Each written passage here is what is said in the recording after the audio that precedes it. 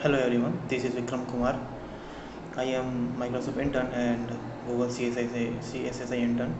So I am here with the collaboration of Voice Global to discussing on two important topic which is very important for any of the college students.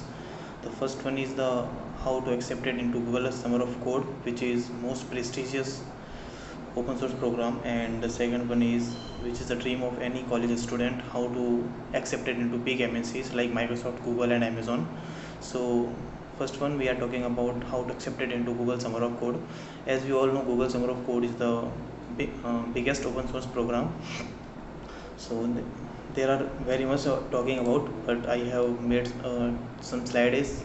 So from references of this, I'll talking about this. I tell my story. I am not from the IITs or NITs in or any big college. I am from a local government college students.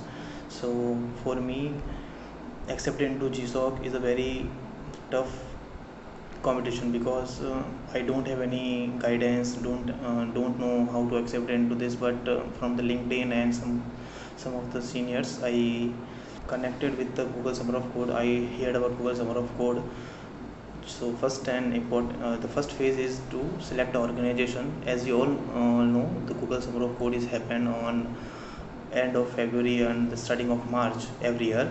So you have to select first your organization in which for which you have to working with. So if you are working on your project on mid of September or starting of September, you have a plenty of time. So there are very good chances of accepting to go Summer of Code. So I tell my story. I started searching for organization. The best way to look at, I share some slides with you. So I select organization, and this will give you a rough idea about 70 to 60, 70 to 80% organization are selected again in the next year.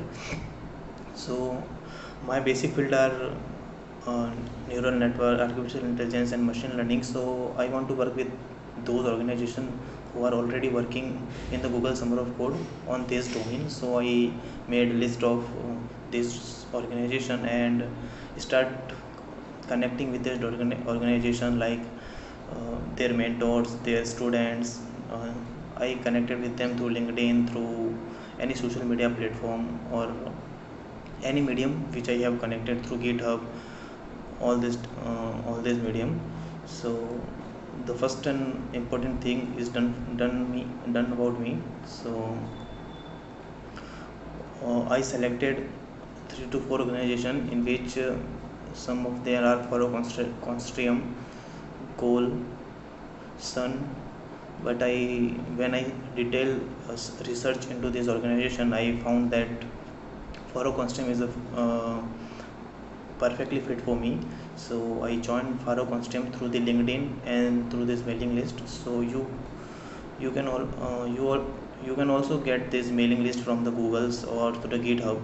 So first step was to join their mailing list, as I know zero about their work strategy, how they work, what is their working strategy. So I join each and every mailing list and connect the head, observing the activities of developing a mailing list and LinkedIn, and paying attention of their discussion prove out to be the best way to learn. And the third step is to present your idea in front of this organization's mentor. So I set up my project on my personal system.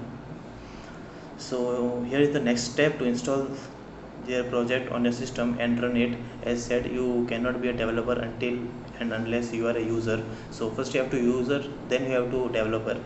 So I was successfully built Jarvis on my system and completed their initial task. Through I had a smooth start, but think very going to be tricky for me. So I introduced myself in the community and got involved into the discussion through chats, through mailing list. This is necessary because your activity counts, how much you are activated in the group, how you solve the problem, how you respond to other students' queries. Uh, so how much soon you reply to your mentors, how frequent you are to the mailing list, are you taking part in the discussion, everything will be count. So be honest, be very hardworking. It will be your plus point to by later to accept it into the Google Summer of Code. So these are the initial tasks. The fourth and important task is to writing the proposal, because when Google Summer of Code proposal started, you have to writing a proposal in which you have to write what technology you have, in which organization you have to working with. So your proposal reflect your attitude towards work, persistence, commitment, and personality. So GSOC does not want a student with their mind full of knowledge. They want a student who are ready to learn and gain model according to the community. So the writing proposal is a very must and most an important part of the accepted into the Google Summer of Code. So the proposal should reflect on how you are going to work in summer. It should be realistic. Never ever fake yourself and your skill in the proposal. There should be no flag.